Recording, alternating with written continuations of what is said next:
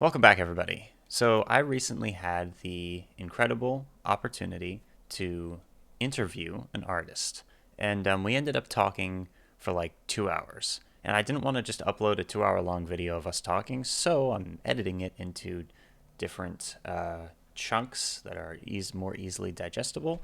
And in them, we talk about like a specific topic for the most part. So, anyway, this is that. This is the first installment of this. Thank you so much for joining me, and yeah, let's just get right into it. But anyway, welcome. Hello. Hello, hello. Yeah, so this is going to be something of an interview, something of a kind of just a discussion, I guess. I'm not exactly sure how this is going to go, but yeah. So a few days ago, I found you through Hobo Johnson's latest endeavor, where he's trying to create like a community funded and community driven record label. And I listened to Right. some of your music. It was awesome. And Thanks. then you were kind enough to join me for a discussion tonight. So thank you so much for doing that. How are you doing? You doing good? Yeah, I'm good. Yeah, man. I feel like I'm on this topic. Yeah, that was all true. And thank you so much for like even taking the time to like press play on one of my songs. Like as a musician yourself, to convince somebody to like listen to your song, let alone listen to an entire song of yours is like the most impossible feat. Um, and so it means a lot to me that you did that and like this whole thing and the video you made of me, like, yeah, I'm very thankful. Thank you. I appreciate that. I think it was your post that you made in the Reddit community, like Yeah. how encouraging it was, that made me want to go check out what you had made.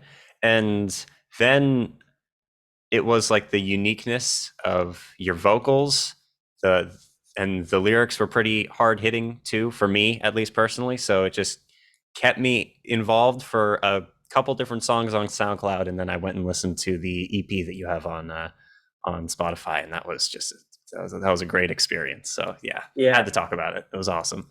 Hell yeah, cool. Well, I mean, based off of all of the art that you're into yourself, like the music and all the other types of art you're into, movies and whatnot, you're basically like have the same influences that I had, despite the fact that we're like a decade apart in age. Uh, and and so you're in some ways you're like my target audience, and so like Oh, okay. you know what I mean. And Yeah, yeah, so like yeah. to see your reaction to my music is like so heartwarming because I've always relied on this idea that like even though I am such a small artist, I know that my audience is out there somewhere, and like that's you. And like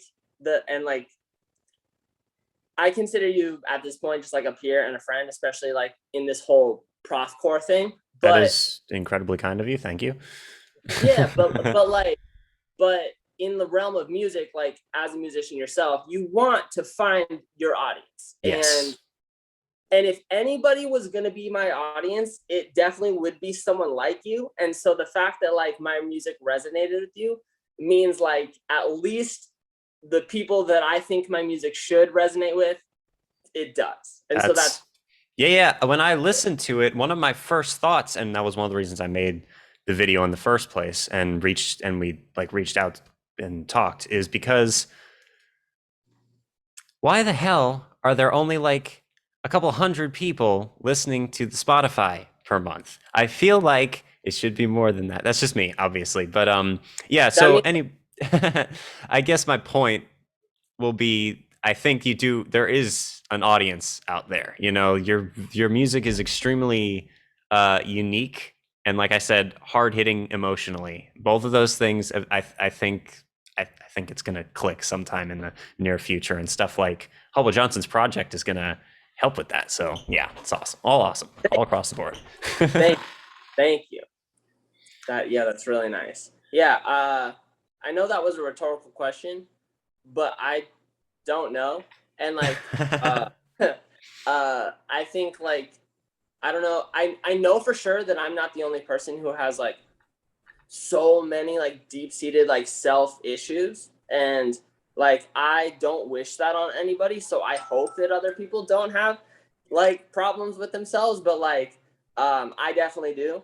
um my new album is called Believe in Yourself, like strictly because I am like at this point in my life trying to correct all of the ways that I did not believe in myself, because I really do think one of the reasons why my music is unknown is because I've been so insecure, like so much of my life. Um and I think that's like a big part of it, man. Like Yeah, I think that I really think confidence is like partially the secret sauce between being successful in life in general and like not being successful. So, sure, uh, sure. yeah. So I know it's a rhetorical question, and like, who knows why Spotify works the way that it does, but I think definitely like the way you present yourself is part of it. Yeah, yeah. I mean,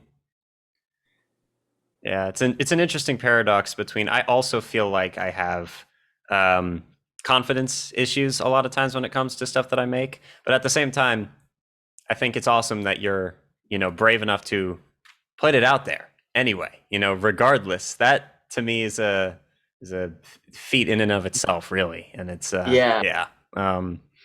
But when did you start doing this? Out of curiosity, when did you like start getting into making music? Um, so this is something that I document like either like in an Instagram post or on video or in interviews like every year. And the story really doesn't change. So like when I was a kid, I was obsessed with music like as a baby. But like uh the music that everyone else was obsessed with. So like as a as a child, I was obsessed with like Disney music and specifically Little Orphan Annie. Like that was my Okay. shit. That was like Okay. my Yeah. shit. Yeah. Yeah. Like 5 years old, like could not get enough.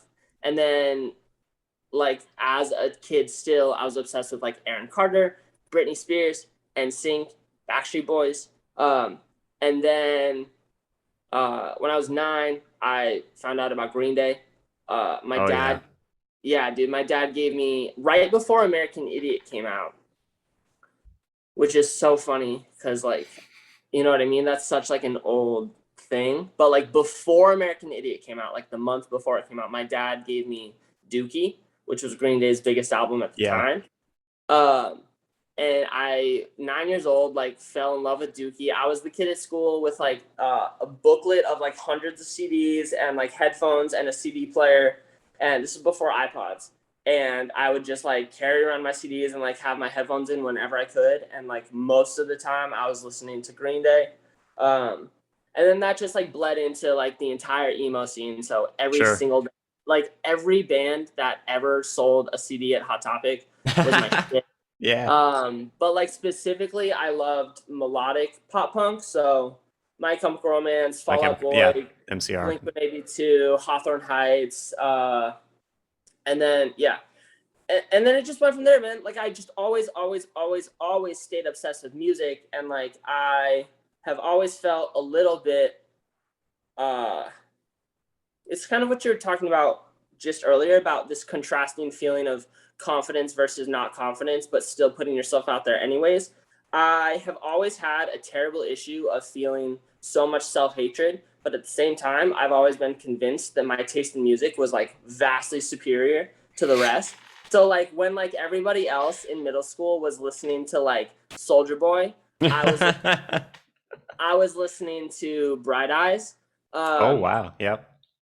I have come, as I've grown, I have come to understand that negativity of any type is the wrong way to go. And judging other people's music taste is like inherently incorrect, because music is so subjective and it's such like a subtle art form that like just because, what do I want to say? Soldier Boy is just as good as Bright Eyes in their own way. And so I do believe that I was wrong to be such a judgmental asshole at the age of 13. It is Uh, so funny that you're saying that because so okay, a lot of times I just I don't know what it is. It's probably from doing. It might be from doing English classes where they force you to like write essays and stuff and state your arguments and stuff. But I was just like thinking about like probably 2 or 3 hours ago the exact thing that you were just saying about how art is incredibly subjective, and if you're trying to um, put down like I wish people. I was thinking about specifically like critics like Pitchfork or Rolling Stone or all these other music rating sites, and then just people who gatekeep music or who say certain genres are better than others. And I'm thinking to myself, like you said, Bright Eyes or Daniel Johnston, stuff like that is just as good as way more produced, polished stuff. It's all they're different. Art is incredibly subjective, and what you listen, why you're listening to Soldier Boy versus Green Day, there's probably different reasons, but they both have a place. And obviously, even if not a single person listens to an artist, but the artist makes the music because they enjoy making it, that art still has a place. Like, yeah, I totally agree about, yeah, I wish people would be less judgmental about other people's you music know what's tastes. so crazy kind of on that topic is this terrible like messy idea comes to my head, which is like so hot water, but it's Okay. like but it's like you're touching on this like this reality where people do get very very passionate and opinionated about music, Yes. right? Like Yes. Pitchfork and Pitchfork disciples. And when they've decided that something is bad, they are the gatekeepers and they tell you that it's bad. And if you go deep enough into music communities, you'll find communities that literally are polarizing in the way that they act in real life. Like if you don't like the music that they like, or if you like music that they don't like, then like they treat you in real life Yeah, bad. yeah.